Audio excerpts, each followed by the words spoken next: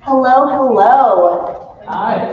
And welcome to the last day of the 45th Annual ODU Literary Festival.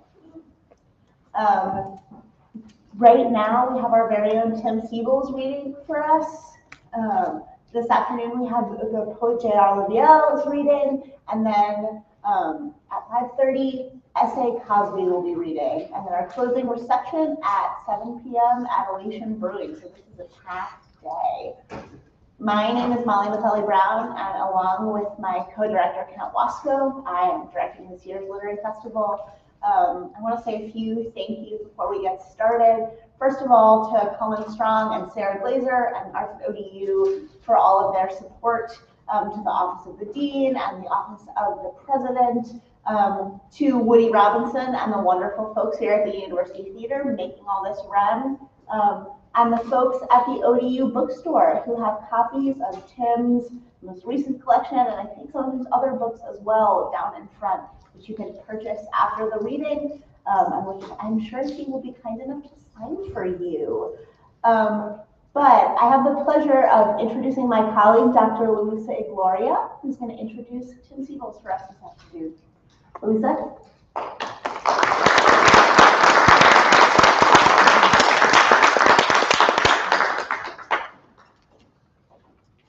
Hello, everyone.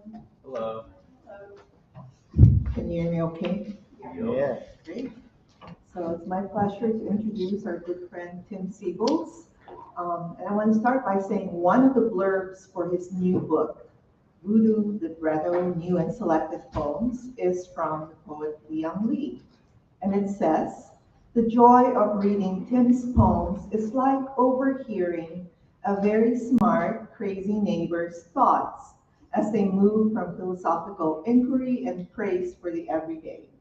So that bit took me back to the time when Tim lived in the second floor unit of the very first apartment my husband and I rented when we moved to Norfolk 24 years ago. That's also how long I've come to know Tim as a friend and as a colleague in the MFA Creative Writing Program here at ODU.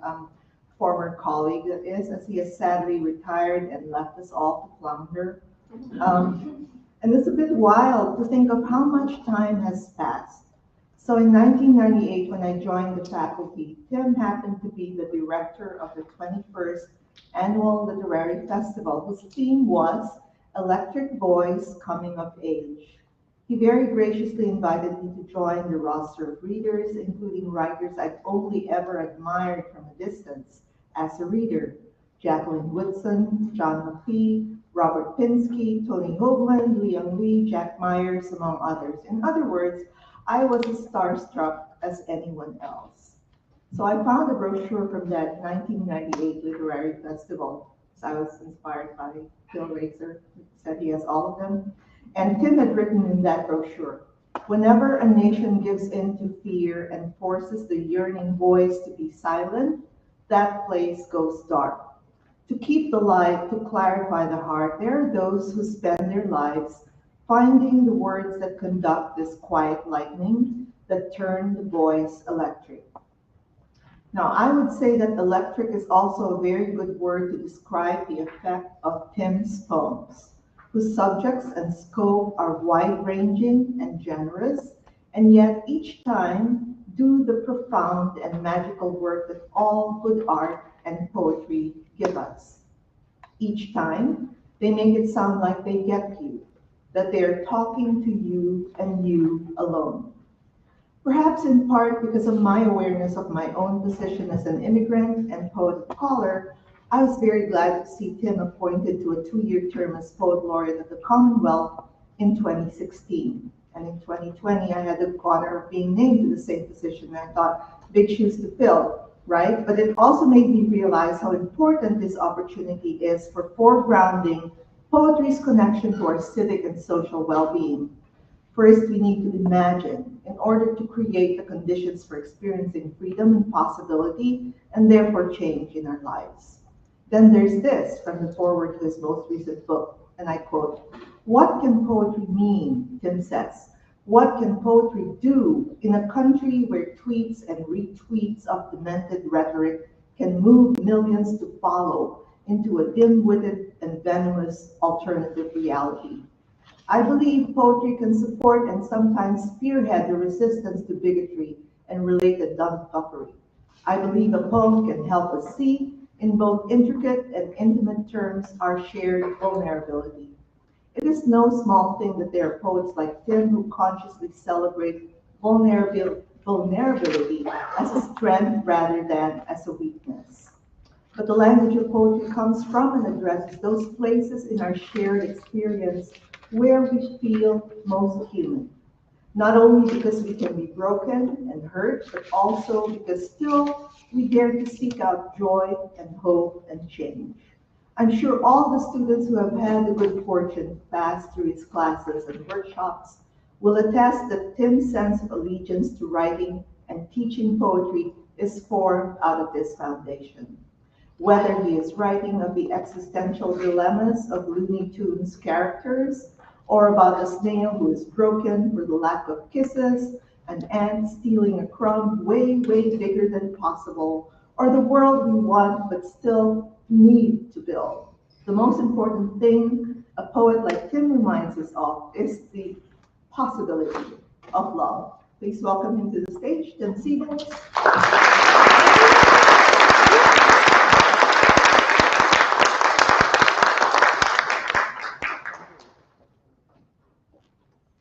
Thank you. So good to see everybody here. And I do miss teaching here. Though I think you have some wonderful people come since I've gone. You hear okay? Yep. Right closer? Better? Okay.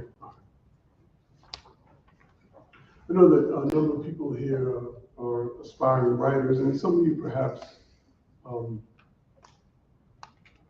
have not been to many poetry readings. I would just say, if you're an aspiring writer, probably the most important thing you can keep in mind is that the language belongs to you. I imagine a number of you are bilingual or even trilingual, and that means you have that many more languages to draw on. But I can't overstate how important it is to think about whatever language that you speak, it is your language, and you do with it what you need to do with it. This does not mean that, those of you who are in workshops, you don't have to take critiques. Of course you do. And you must learn, maybe how to sharpen the edges of your words so that they have the most impact. But the language belongs to you. Do whatever you really need to do with it. I think when I was an undergraduate, especially, which would have been back in the 70s, I had a teacher who, in various ways, though not stating that exactly, made me believe that English, I owned English as much as anyone owned English. And though I was not a particularly good poet, probably in the 70s, it was really something that drove me more deep into the possibilities of poems. So I'm going to read primarily from this book. They're doing selected collections, so I'm going to go back to old stuff too, and then up into, even maybe I may read something I've written in the last few weeks, so we'll cover a lot of territory. And then we'll get to chat a little bit in the Q&A if you have questions about what I'm trying to do.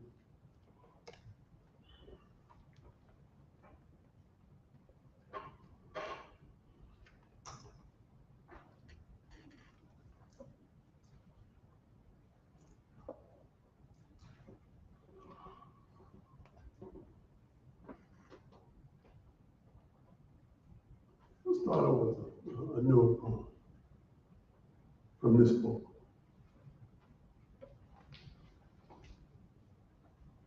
It's called With No Hat.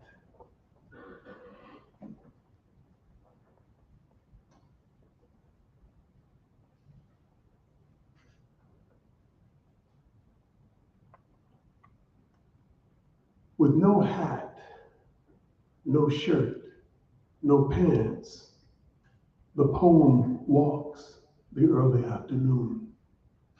Summer sun spots the odd shape on the road and offers a cloud for shade.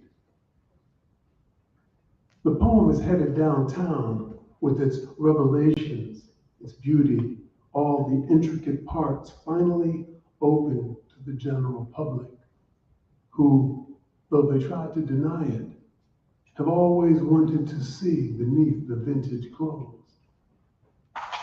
The poem's previous modesty and stealth, its humility and restraint, its patient, soft-spoken invitations have served no one really, not even the poem itself, which has always wanted the spotlight, the red carpet, the sequined gown, the top hat, velvet lapels, ruby slippers, all its big front teeth inlaid with gold. The first people the poem passes look away, look again, their hope swelling like a fresh bump on the head.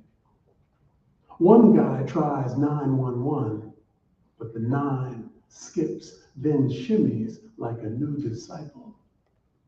And the brother's big fro bursts into cotton candy. The poem loves it, loves being out, being seen. The almost cool walk flips to a Denzel stroll. I'm kicking new flavor in your ear, it says unquietly, meeting the eyes of drivers who swerve, so sure they see what must be a mirage. A buck-naked angel rump-shaken beside the witless sprawl of their lives, their heads anointed with apocryphal music. The cars refuse the road, their horns reborn, scatting a fanfare of funkadelic clarinets. This is my body, the poem says. Take and eat.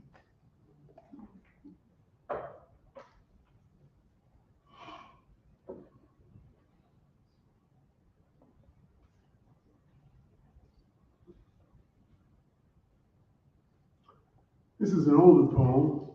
I wrote this probably when I was in my 20s. So you know that was a while ago. Anyway, and I was so taken with the idea, some of you heard this, that you cannot know God by reason, but only by leap of faith. And so I was fascinated by this idea. So I wrote this poem called The Leap.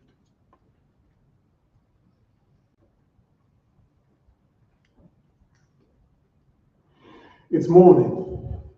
Your mind leaps like a man with his ass on fire. You're late for work. It is your ass. The boss is already polishing the paddle. You hate the pitying eyes of others watching you approach his door. You ask yourself, will God be like this? Big bloodshot eyes, orthopedic shoes, black head, bowed and slowly shaking as though you were simply some sad bastard come too late to repent.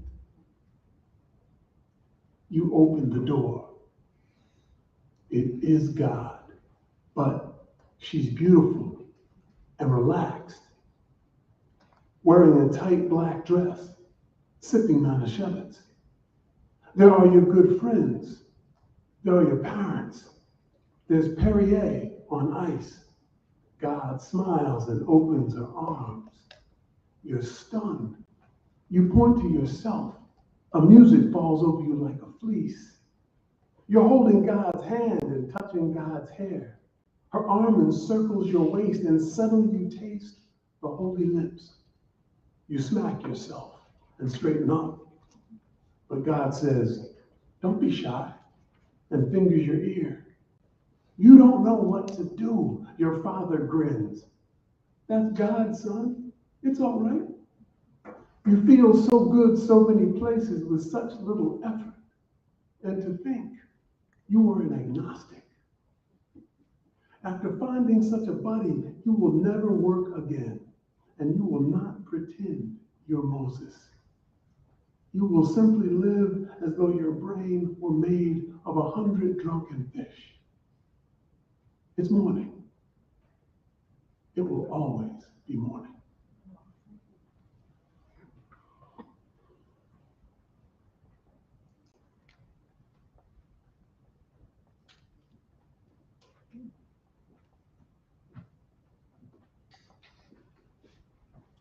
This is I've written a series of what I call blues villanelles, and I'll just tell you a little bit about what I'm trying to do with this and how these things came to be. Many of you know that the blues grew out of field hollers, songs and chants that slaves said in the American cotton fields, etc.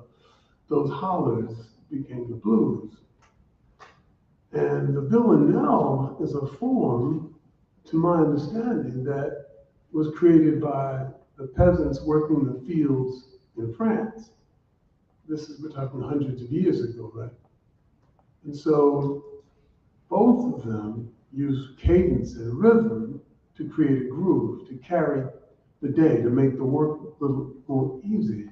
So I've written villanelles, and I thought, but they're kind of blues villanelles because I'm trying to do something a little different with the form. So that's where these come from. And I say this also to you so you keep in mind, given the complexities of race in this country, that it's really, the story is very, very complicated, that white and black are not nearly as far apart in many respects as you might think they are, given the way the media plays with the rhetoric, which is a way of playing with your mind, which is a way of keeping us divided. And so think about that the peasants in the fields of France and the slaves in America, those created rhythmic ways of singing and chanting so they could work a little more easily. This is called the Dead Play Blues Villanelle. Feels like I'm awake, but I can't really tell. I think I'm alive, but I'm not really sure. Do the dead ever try to remember themselves? High def is so clear there's almost a smell. I'm grilling a burger and cheering the scores. I think I'm awake, but I can't ever tell. When they want you to buy it, they know it'll sell. They just seed your head with a digital spore. That's why the dead shop amongst themselves. The dark holds a flush, and I see as tell, but play my bad hand like a pestering sore. No reason to fold when you're under the spell. If that isn't water, what you think's in the well? Gravediggers stay busy, but who's keeping score? When I'm dead, will I still want to talk to myself? You know what I know, but let's never tell. We'll shuffle along, trailing blood on the floor, and pretend to be woke while we're under the spell. Maybe I just need to pinch myself. Would love to get out, but they left out the door. I think I'm awake, but you never can tell. I'd rather go live with the radical elves. I don't even look at the news anymore, but I turn on the game because I'm under the spell and eat while the dead play amongst themselves.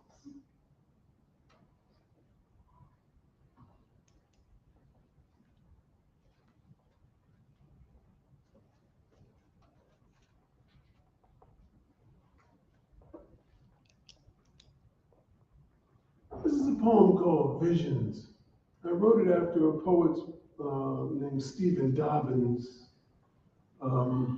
If you don't know the poetry of Stephen Dobbins, it's well worth checking out. So I'm riffing off of what he does in my own way. Visions.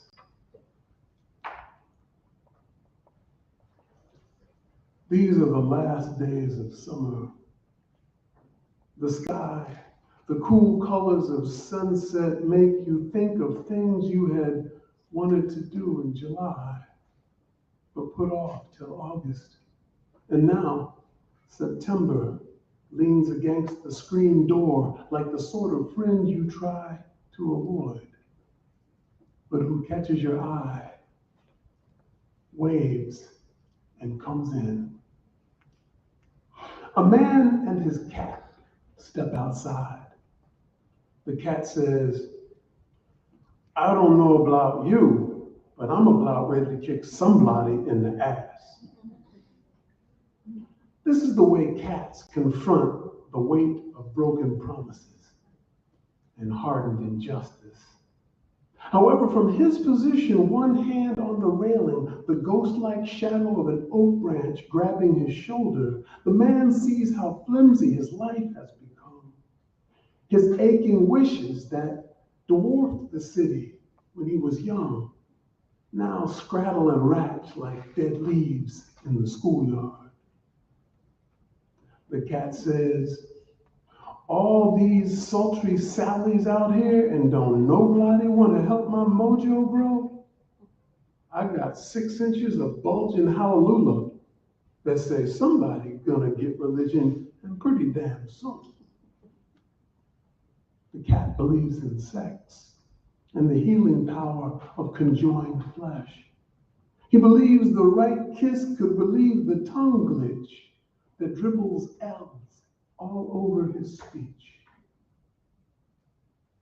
Across the street, outside the 7-Eleven, the man sees a woman in cut-off jeans. Like Mary a little bit, he mutters. Her hair curls a little like Mary's. He remembers certain nights, her apartment, the almost musical refrain of her hips, the delicious way they had fit together. Pleasure swelling the room like the smell of good cooking. But it's been years since he's touched her or even heard her voice. So what about all those wonderful shapes they'd made? And for a moment, he saw himself from a distance, standing on the porch, the tree shadow striping his brown slacks through the railing. Like a detail you'd catch in a novel, he thinks. The story of someone beginning to be older than younger. I feel so many feelings, he sighs, blinking at the furry blockhead of the tom. Like 1,000 grudges, like lemmings filling the first foot of air off a cliff. Some twisting with regret, some glad, some... If the cat could roll his eyes, he would. Let's go over to the rich neighborhood and just tear shit up. Let's hurt white people for no apparent reason. Oh, shut up, the man spits. It's in the man's mind he is flying. A superhero suddenly soaring across orchards and seas. He's the Green Lantern, and as night inks out day, he watches cities flare up. The street lamps, then Burger Kings, billboards, neon marquees downtown. In his eyes, the gazillion headlights lace the whole globe in pale gold. It looks like a thing someone might have given as a gift. A planet made for luck, an amulet the size of a world dangling from Athena's dark wrist. You can kiss my flurry ass, the cat sneers. I'm gonna get me a Budweiser. Then I'm gonna piss on your sneakers. But the man wants to know why living is almost always only slightly bearable. How had he come to the point where every day left him swooning like some chump trapped in a gas station bathroom? And what did Martin Luther King mean when he said he'd seen the promised land? Where had he seen it? Where did it go? The man tries to picture the mountaintop, the huge maples spreading their perfect purple shade, citizens flaunting only their fine skins, a place where anybody might kiss anybody, anytime anybody wanted. But that's not it, really. he says, biting his bottom lip. There'd be time to disagree. He didn't want a bunch of naked people smiling everywhere. He just didn't want it all to seem so fucking insane. The man mashes his hand against his forehead as if microscopic commandos are needling teeny-weeny bayonets into his brain. He's just about ready to make somebody pay. But the cat bumps his brown head against the man's shin. Hey, let's hang out on the couch. Let's go get some tuna fish and check out some TV. Let's watch Bill Cosby till our skulls collapse. So that's what they do. And that's where the man's landlord finds him days later, staring at the luminous screen as if into the mouth of God. The mouth where all the beautiful visions are kept. Visions of what to eat and which computer seems more personal. Which douche's pH balanced, and what trucks are built Ford tough. Visions showing why every morning you haul yourself up, and which ice brewed beer owns the night. Visions of what's on next, and why you'll like it.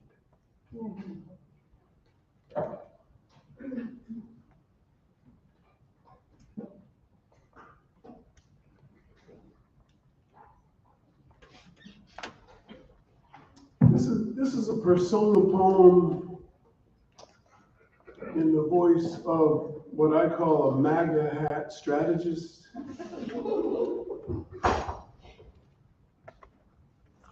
And you may already know that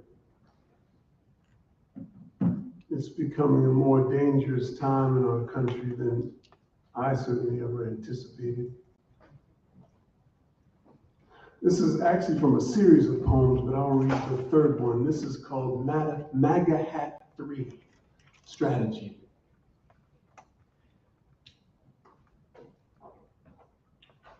You plant seeds so something will grow. At some point, you want your plate full, right? You have to anticipate, plan ahead. You think pride is different than corn?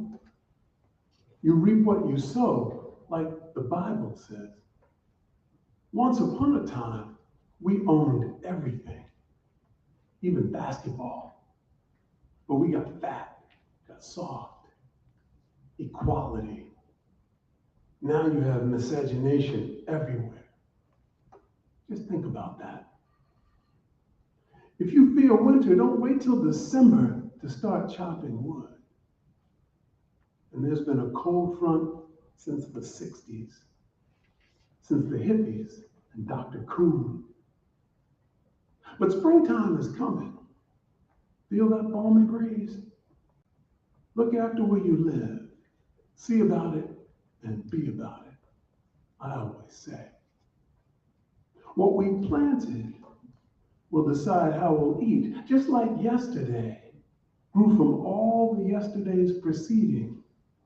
You don't really think American history happened by accident, as if the forefathers didn't mean to do what they did. They meant it, and they meant for us to follow their lead. Did they ever mention diversity? To say it simply, some lives matter more. Remember who does and who don't. Good people weren't unhappy until the Civil War. Them good old days are calling like morning birds. Liberals and mud people see Trump and wonder how that got inside the White House. They've got no sense of the long term, the work required to bring the harvest. The Donald is a seed. They think today started this morning.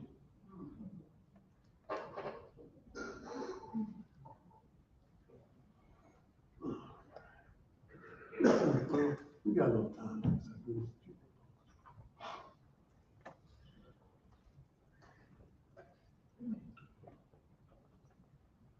This is a poem called Donna James.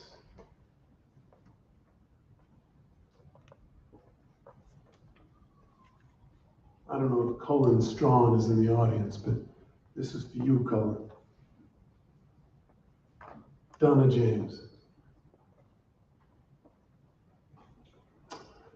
I remember that first time, the empty auditorium, her voice, the dark all around us, her mouth reaching into mine.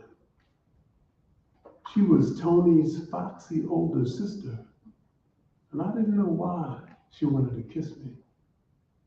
She had already finished high school and probably shouldn't have been walking the halls, but she always called me her friend. So one Monday after gym, I found myself beside myself in front of her house with my trench coat and lunch bag, probably not looking much like Shaft. Inside, the air held warm milk, and we talked a bit about her baby and her aunt who paid the rent painting cars. Maybe she liked me because we were both Black and mostly alone in the suburbs, but I hadn't thought about that. It was her voice that got me. Banked fire, the color of dusk, her voice. And my name was smoke in her mouth. I think about it more than I should now, that January noon, an hour before algebra, how most days I'd be thinking football or replaying the 70-some kisses I'd gotten over those lean years. But that day, Donna and me were on the couch munching potato chips. Ruffles have ridges, she kidded, coming from checking the baby who'd slipped into a nap. I was kind of disappointed that we hadn't done anything, but I needed time to get back to school. So I started to stand. She said, "Wait, look at this mess." And with her left hand, she brushed the crumbs from my lap, the way you'd whisk away lint, then swept over my pants again, to be thorough, I guess. But slower, and then some more, as if her hand were getting drowsy. You know how sometimes you see something but just can't believe it? Like a squirrel bobbling a biscuit on your kitchen counter, or a cricket creeping the red feathers of your mother's Sunday hat. Her hand there on my lap could easily have been a 5-fingered flying saucer from the fifth dimension. For a while, I just watched and wondered if she knew where her hand had landed. But it was me who didn't know. Me, with my 6 dozen kisses and the great Eden of my virginity. How do we not talk about it every day? The ways we were changed by the gift and someone's touch. Your body, suddenly a bright instrument, played by an otherwise silent divinity. When I heard my zipper, I couldn't have said where my arms were or what a clock was for. I had no idea I could be such a stranger and still be myself. How could I have known what a girl might do to a boy with her mouth if she felt like doing what her mouth could do? It was a kind of miracle, the dreamed impossible. My soul finally called to my flesh. I didn't know what I didn't know, and then I knew.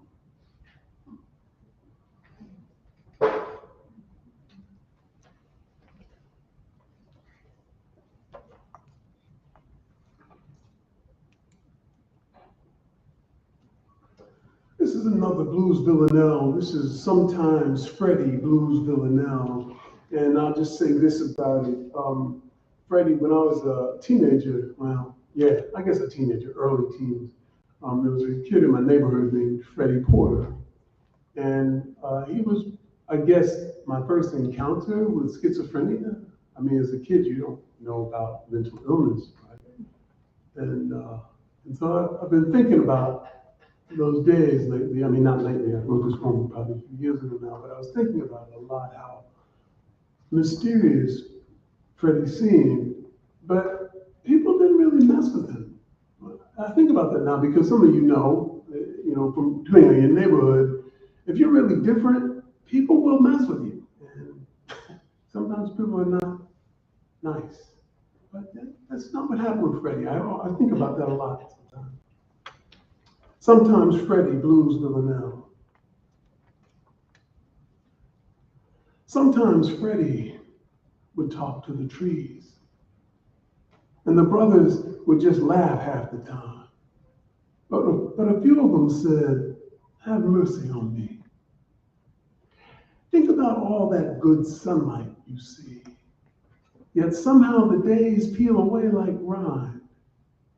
Mostly Freddie just talked to the trees. Branches say something when they shake in the breeze.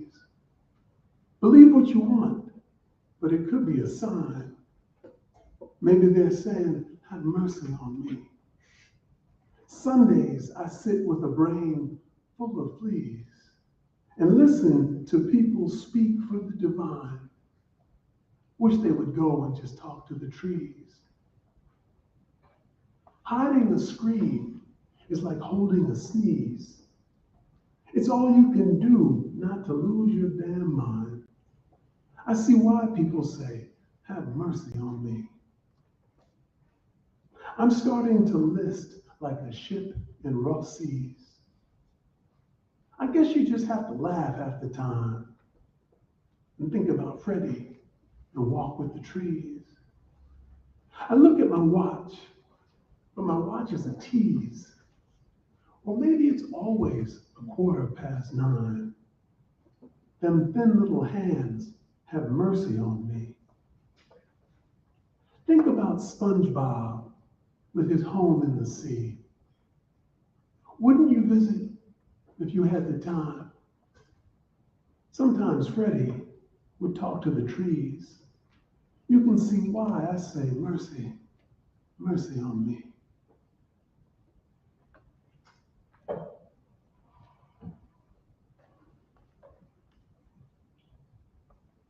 I close with this poem.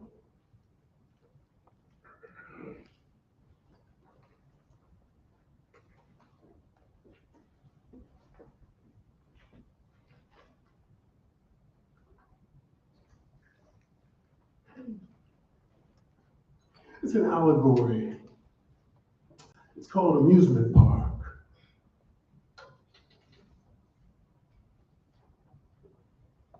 Shuffling along, shouldering softly through the crowd. You don't remember the admission or planning to come. The rides look new, but it's mostly the paint. Every day the sun disappears and reappears as if unsure of the situation. Your parents used to talk about being young once. Now you wonder what they really wanted to say. Shadows scratch the sidewalk. Popcorn, hot dogs, pizza, aromas stoke the breeze. Of course, fear takes the air too, like the kind of perfume you only notice when it's gone. You told your friends, "I'm sick of this shit." But somehow, here you are, back in line, itching for the wicked flea. A ride famous for jumping the tracks, but the whole park is like that.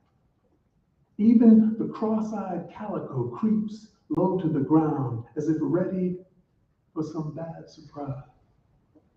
Worrying this way, the cat is a lot like the people who come here to undo their daily lives, built on hard work and scary news and bigotry, which usually moves around disguised as someone else. Wherever you turn, women, men, almost every hue.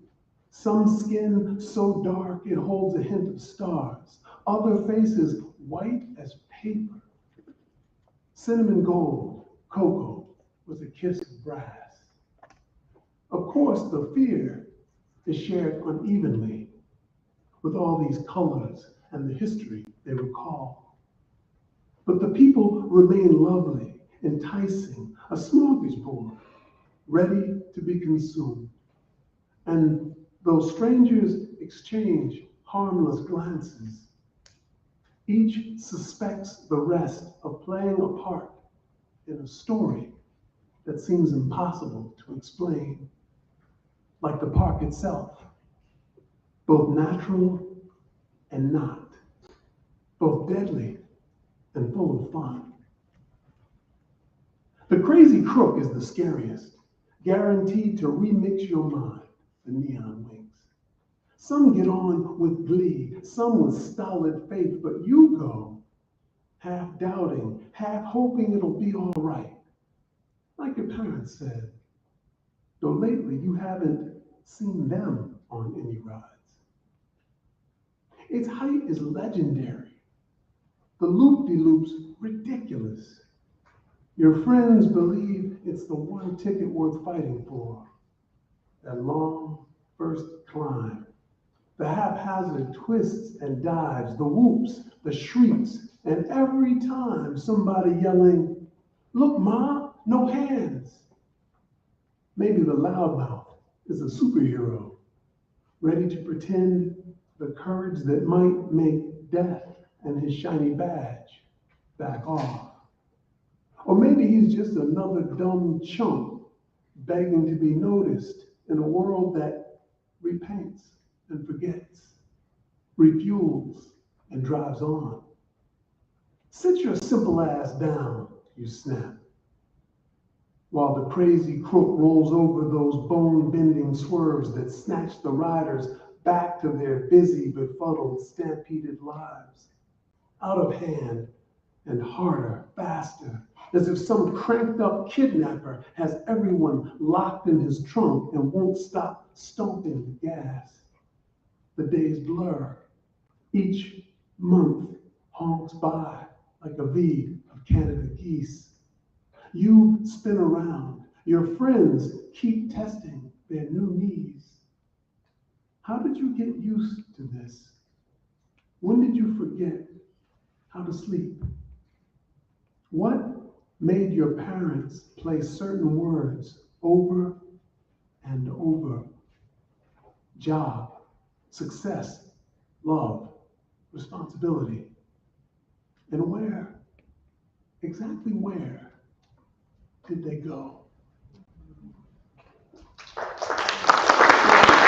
Thank you very much.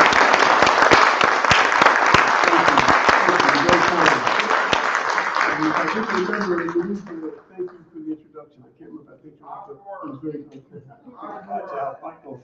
But no, but thank you. It was a pleasure. I love reading here. There's Michael, King of the Muse Writers Center, Community Writers Center, right there. So if you want to escape the grading world, you can take a class at the Writing Center and just write. No one's grading. See? I'm teaching one. I'm starting pretty soon. Anyway, yes, indeed. If you have an interest in the erotic world. Anyway, so I'm good, and I understand there might be some Q&A going on, and I would gladly answer some questions or chat with you about anything that you find worth your thinking.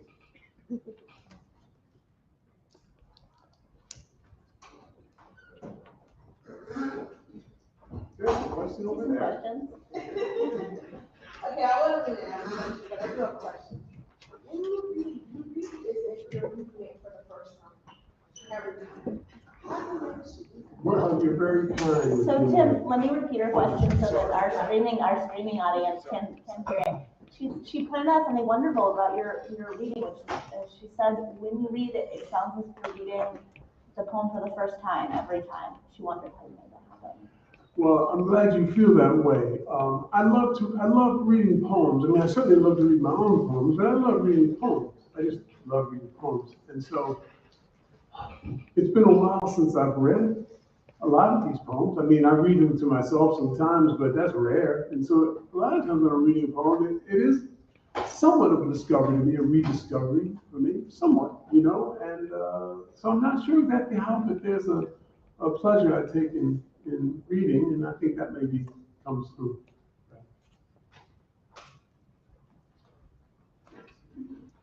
You have a great way of making absence kind of physical in your work, and I think you do a good job of having desire be something that's not inherently like physical, but it is the lack of it that gives it shape in a way. Oh, that's interesting. And were you going to ask me something, or you just? Oh, I just wanted to say that to you. Oh, okay. I appreciate well, that. I appreciate it. Yeah, that was a wonderful comment about the way that make desire visible and absence physical in the work. Beautiful. See. Anyone? I mean, You gotta pick a person. Oh, okay. So how would you describe yourself as an author to someone who's never heard of you? How would I describe myself? Oh boy, that's actually a pretty hard question. I guess I would think of myself as someone who tries to cover a pretty wide range of subject matter and territory in my work. I like to think that I'm a mischievous poet, that I like to cause trouble. I just touched a little bit on some of the mischief. I have plenty more in these books. So that would be something. I'm influenced by a lot of writers. You could say I am the moon around, and I circle around people like, anyone from Langston Hughes to W.S. Merwin, who recently passed, to Anne Sexton, who passed a while ago, goodness gracious, I could go down the road. Stephen Dobbins, who I mentioned, people like Ralph Dickey, long passed away again. But people of many kinds. Someone like Lee Young Lee, who's a contemporary of mine, Chinese American. But man, I just love the poet the great poet the most brilliant persona poet I've ever encountered. She's Black and Japanese. These are people around whom my work in its own poor way tries to circle. Pablo Neruda, Cesar Vallejo, Lorca, Spanish poets who are monsters in the 20th century. So yeah, there are lots of things like that. I guess that's what I would say. I don't know if that makes any sense at all. Oh, Phil, sorry, I thought keep thinking. Phil. Your eyes getting as bad as mine. You write short poems and you write long poems. As you get started in a poem, what dictates the length of a poem for you? So Phil asks, what dictates the length of a poem? How do you determine whether a poem can be a short poem or a long poem? Well, that's an interesting question. I think, and if some of you may not know, but Phil Razor is also a wonderful poet. He's being kind. He's also the person who hired me 28 years ago. That's the guy. Anyway, I guess it's a feeling. Sometimes after a few lines that it's going to take a lot to completely flesh out the idea that you have.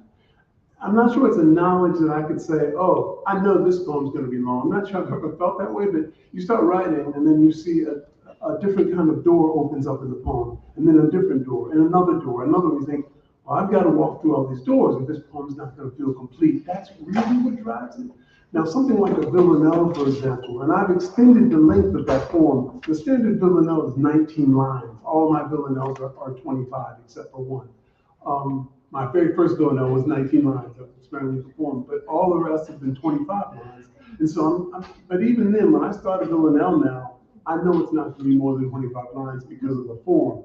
But in a free verse poem, again, it's the feeling. You have a feeling that something's asking for a wider and wider look. And other times you have a feeling that you're focusing on one very particular thing. And so that poem's probably going to be shorter. It's a feeling, and a lot of times it's intuitive. You know what I mean? So, but that's how I would get through the length of poems and so on. Thanks. Oh, someone's over here. I'm sorry. Yes, go ahead, and I'll come to you. For your poem titled Donna Jones. Donna James? I'm sorry, Yeah. Donna James. Would you say part of that process of writing that was less personified loss of innocence, or neither? Loss of innocence.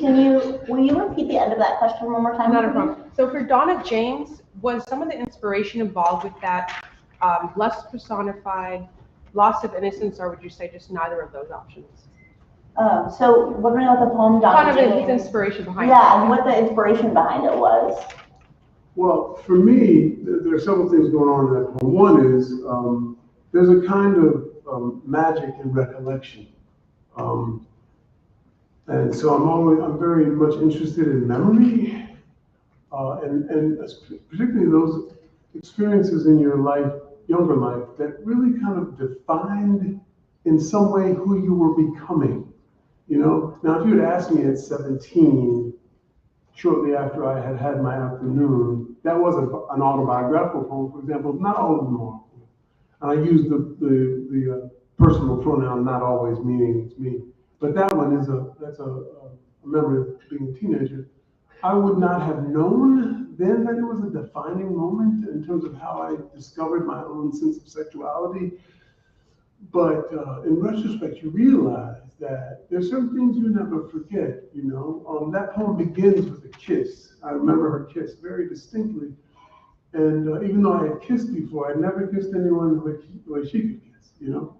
And so there's that. There's the celebration of the erotic, the celebration of the sexual. And then there's also the sense that I'm not sure the loss of innocence is part of where I think about early erotic encounters. But it is an expanding of your understanding of what it means to be a person. So I'm moved by the idea that even in this culture that still remains really, really hung up on sexuality, heterosexual, homosexual, bisexual, however you want to talk about it, this is a society in many ways that is afraid of sex.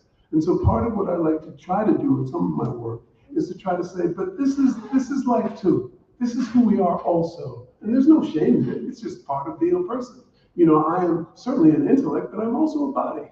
You know, I'm all these things, you know. And so you like to think that in a poem like that, you can reconcile the soul, the mind, the spirit, and the body, because they're all one thing, really. If we were not so backwards and afraid, we would recognize body and soul are one thing. They are one thing. They are not different things, you know. That's another discussion. I don't want to go too far into the philosophical aspect, but good question.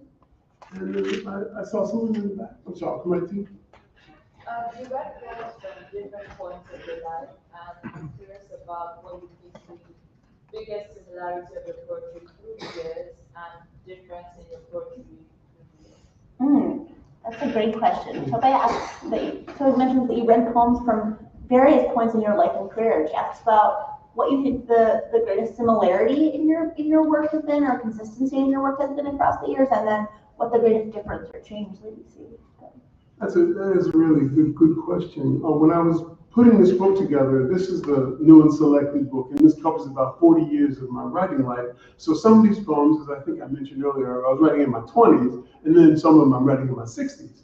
You know, and so I think what I see that's consistent is an impulse toward mischief, or an impulse toward saying things that are often left unsaid, be it political, be it erotic, be it mystical. I don't know if I'm always successful. You try to enter territories that the culture has, for whatever reason, either forgotten or tried to push into a dark corner. That seems to me true of when I was in my 20s as well as now. For example, the poem about God being a woman and walking in the door, and oh no, God's wearing a tight dress. I'm messing with people's minds there. First of all, people are like, God's not a woman. People freak out, right? But I love that because, of course, once upon a time, every culture worshipped the goddess. The goddess is far older than the male god. If you do your research, there was nowhere, at least that I understood on earth, where the goddess was in the center of things. So I'm playing with that idea. And I'm also playing with the idea of what does it mean to feel an encounter with the divine, with the spiritual. I'm playing with that. So I'm still doing that, in my contemporary life.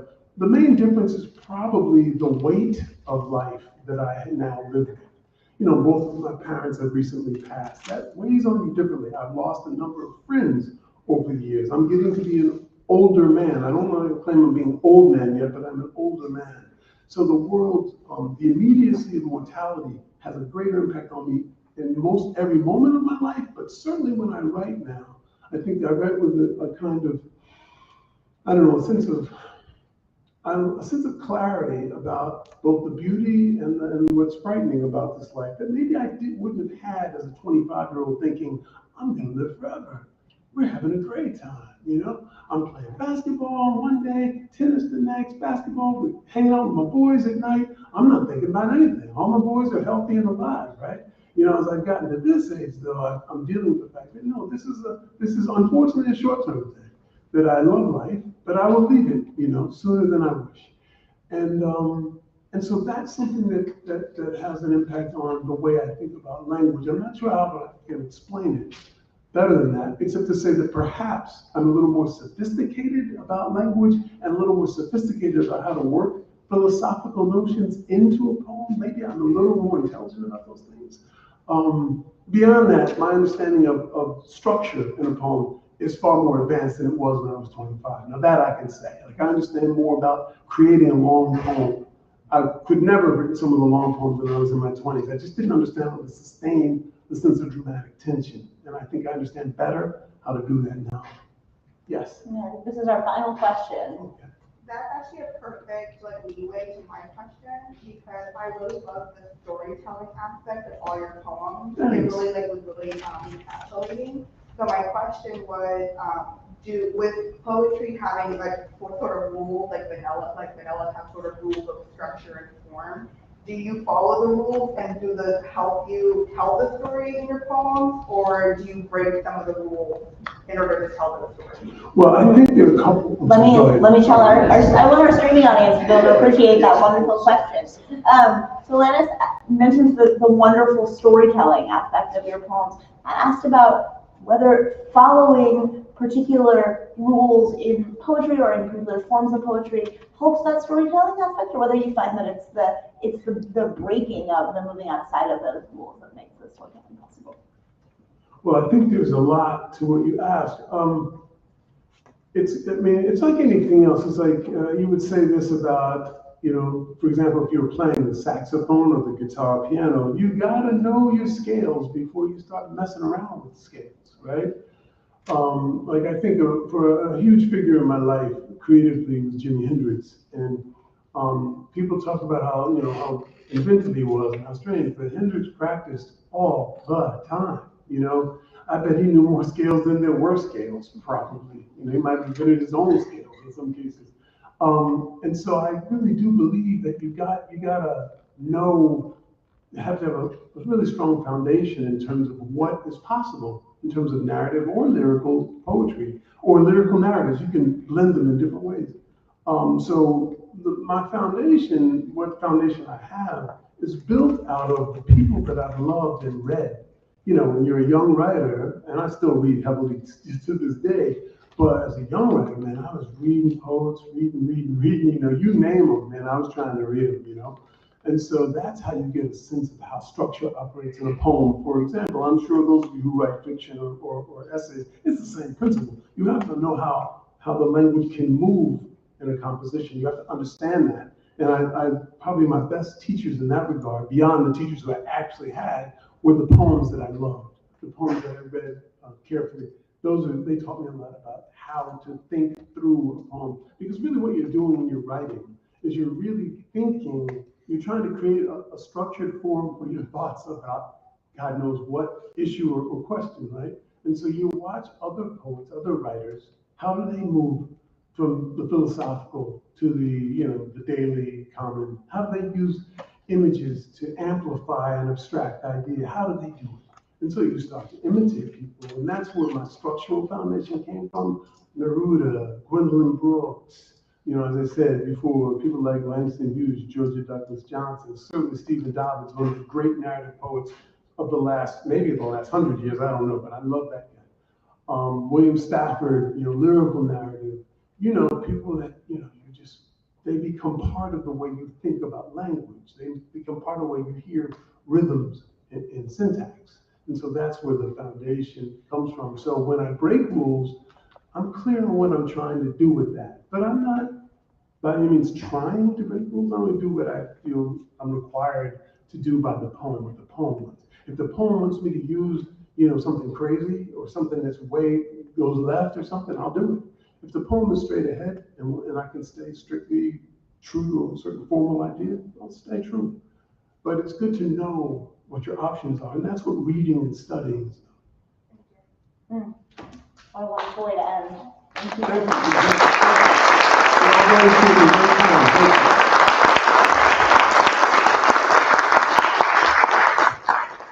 Just as a reminder, you can buy copies of Tim's most recent collection down in front, which I'm sure we'll be happy to sign with you.